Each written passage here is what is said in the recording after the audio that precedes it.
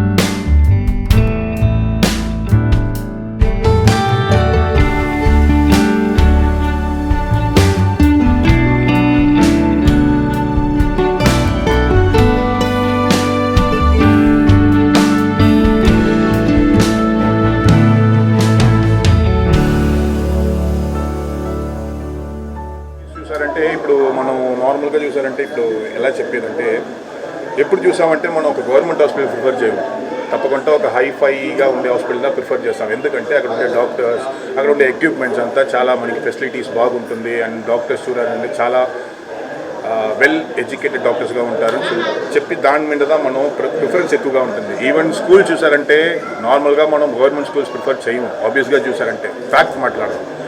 So ఒక convent లేకపోతే చూసారంటే ఒక మంచి స్కూల్తో మనం ప్రిఫర్ చేస్తాం. సో అదిలాగా ఒక జిమ్ అని బట్టి దాంట్లో ఎక్విప్మెంట్స్ చాలా చాలా ఇంపార్టెంట్. ఎందుకంటే ఒక జిమ్ బయోమెకానిజం చెప్తాం. బయోమెకానిజం అంటే సింపుల్, మనం ఏ మసిల్కి వర్కౌట్ చేస్తున్నాము. ఇప్పుడు ఎగ్జాంపుల్ నా చెస్ట్ మసిల్ చేస్తున్నాను, షోల్డర్ మసిల్ చేస్తున్నాను అంటే ఆ మసిల్కి పర్ఫెక్ట్గా వర్కౌట్ పై కూర్చోవాలి, అప్పుడే నాకు రిజల్ట్స్ అనేది ఉంటుంది.